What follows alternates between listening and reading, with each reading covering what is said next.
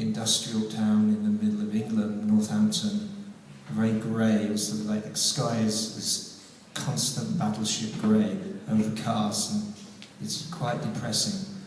And very kind of narrow-minded attitude there, and we just felt very exiled, and we were just in our own club, you know, and we would go down to this little room, dingy little room, lined with plastic bin liners and strobes, and just plug in and not think about it. We would just we would express ourselves. But how that came about was I wrote the lyric to Bella and just wrote it down, gave it to Peter, and then Kevin started playing that drum beat, which is bossa nova, because he had been having drum lessons from a jazz player, and he knew two jazz beats, and one of which was the bossa nova, which is very unlikely, you know, like the idea of bossa nova for a vampire. And then Daniel started scratching away on the guitar and making those incredible noises. Yeah. And then I came in with that bass line, and then Peter just started singing it, pretty much how it is on the record. And then we recorded it like 6 weeks. 4 weeks later. We'd only been together 6 weeks, and it was the first take, and we all played together at the same time. First time Peter had ever sang into a microphone in the studio, and it was just like one of those spontaneous things. And then we added the echo effects. It was a little studio where they had a lot of. There was quite a Rastafarian community in our town. They had like dub bands in there, so they were used to using. This was an analog tape effect device, so we put that on with glee. We were very much into dub, and we used to go to the sound systems. We were like the only 4 male white faces in these events, but that was a big influence on us as well, dub, and going to those places. And so. It's interesting. I'd like to ask you about the sort of transition then to Love and Rockets, basically, well, how did things change for you musically? That was much more psychedelic. We were always into psychedelic music, 3 of us, not really Peter, and so it was like after Peter was not in that band, it was. Like being let out of school, really, and we just really indulged in psychedelic leanings. But it was also aligned with pop music and soul, and later on electronica. And if Love and Rockets seems more oriented towards, well, there is even something a little bit more, if I can say, maybe American. Well, we've been touring in America for a bit, and that did have an influence, yeah. I mean, there's even on that first Love and Rockets song, American Dream, right? And so, what did you see in America of the '80s that you were responding to? It's a very vibrant, exciting time. Our first exposure to America was going to New York in 1980, and we after we got over the initial culture shock and the sort of brusque attitude, very aggressive, which we weren't quite sure about to start with, but we got used to it and we kind of liked it. But it was really, very, very vibrant time, and that continued certainly through to the mid-80s. And we were very aware of the art scene that was going on there, coming from street art, and I think there's some parallels between that and what's happening with street art now, you know. I live in LA, and I know like my friend Shepard Fair has been somebody who's been very intrinsic in that as both an artist and a curator. And there's a parallel there, I see, although different political climate, although we seem to be heading back towards that right-leaning climate, which is always very good for art, if nothing else. So you sort of arrived in the sort of Lower East Side New York scene, you know, where people like Basquiat are kind of emerging, and you were inspired by that in other ways. And it sounds also like the sort of counterculture influences were starting to become expressed in your work as well. And there was a crossover between that scene, the art scene, and the music scene. Which was very interesting. You know, bands like DNA, the sort of no-wave bands. James White. It was an exciting time. And so James Chance. James Chance. So if we could then, if you could just describe to me the progress. You were still living in London at that time, or did you move to New York? Where did you? We were living in Northampton. You were still living in Northampton. Yeah. Okay. And so, but you were touring the United States and spending a lot more time in the United States. Yeah. In the 80s. And Europe. In the 80s. Yeah. And so go if you could tell me more about what you were the sort of sonic difference with Love and Rockets. I mean, when you start to hear where you listen to Love and Rockets, there's tunes that are catchy.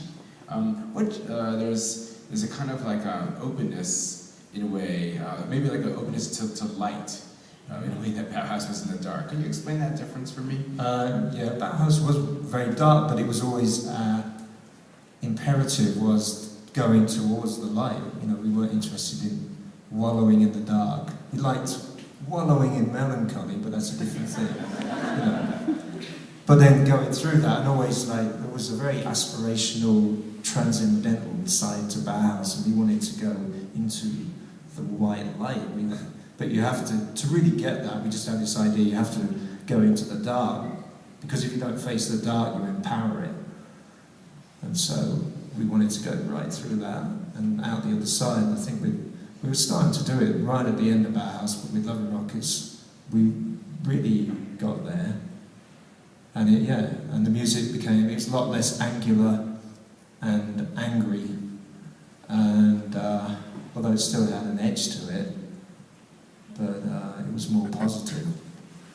So I'm going to I know the audience would like to ask you questions about your band work, and I'm going to have you transition to talk a little bit about your work beyond the most famous bands.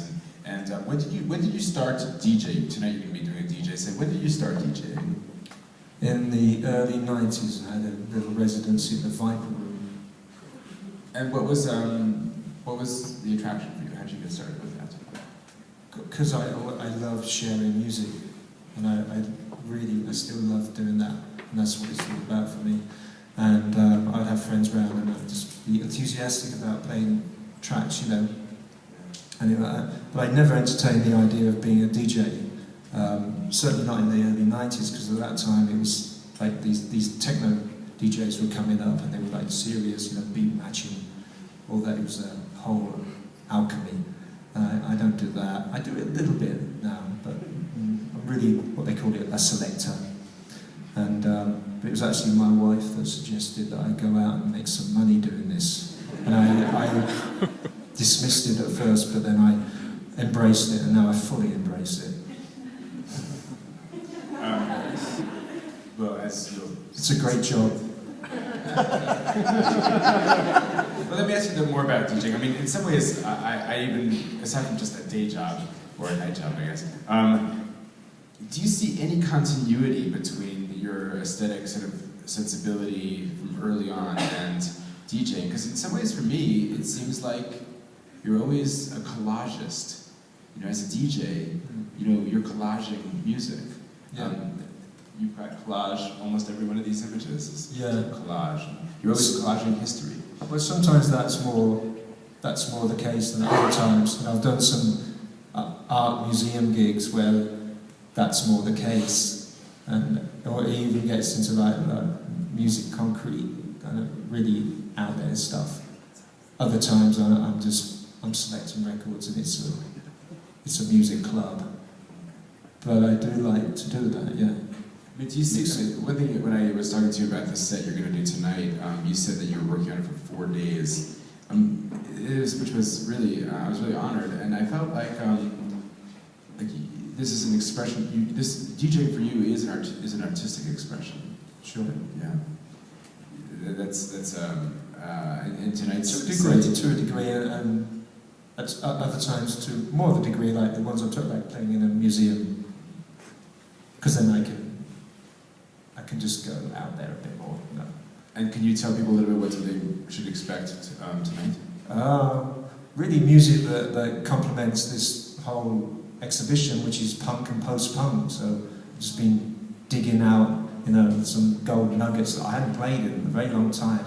It was great fun, unearthing those. Yeah. We'll look forward to that. And it's really, and this music is very, very much the music that we would play. We would play like backstage at Bauhaus gigs, to get warmed up. It's like one of our mixtapes, which would have been on a tape. Great. Just if you could just talk a little bit about the theater work that you've been doing lately. For me, it's a real natural extension from what we were doing in Bauhaus. That always had a theatrical element, but this is where I've gone with it. It's more. It's not conventional theatre at all, but it's more conventional in that it's telling a story, and these pieces are all with music. They have like a song cycle that supports the narrative, and I've introduced different elements like buto and some kind of twisted dance stuff, video projections.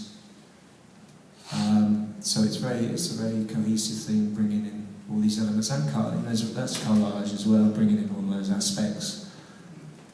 I mean, your last one was based upon Edie Sedgwick, right? And it was a mythological kind of... Well, it was putting the story of Edie Sedgwick into mythological terms, in that she is, unbeknownst to herself, she's living out the myth of Persephone. It's about her journey into the underworld.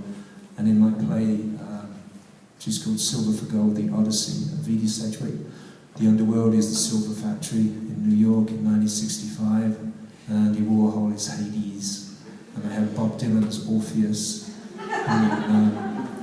really? And the three-headed dog, Cerberus, that guards the gates to the underworld. That was interesting to me. I thought, who are those three heads? I can really play with that.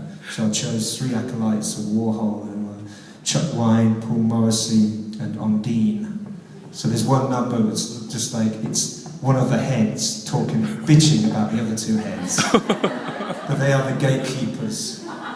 And, but as I said, Edie is oblivious to this mythic element, but there's a third element to the play, which is a character who he has a horse's head and a man's body. He's in a wheelchair. He's a wounded healer. He's kind of like a centaur, but in reverse. I had a vision of this thing, just came to me, driving down the highway at 3 a.m. in the morning, semi-trance. It's very powerful. So I worked it into the play, and he tells the story. He tells the myth. And then in the end, Edie and this character come together in a moment of pure transcendence. It's amazing that throughout 30 years of work, theater is still sort of essential to your vision. Yeah, I used to go and see theatre, like punk theatre, when we first started the band. In London, that was quite healthy. Dunmar Warehouse was a good place, but they also used to, like we did that video in the abandoned warehouse, we'd have things like that. It'd just be like for one night, where they'd illegally break into this old Victorian factory and put on a performance. And that was very much resonating with punk rock and post-punk. So that was very influential on me. Neil Bartlett was a friend of mine who put on those earlier shows. He was given the MBE, I think it was, by the Queen a couple of years ago, which was amazing because I just remember it was this like punk rocker in a leather jacket, sort of militant, gay, anarchist. And there he is meeting the Queen, having a badge.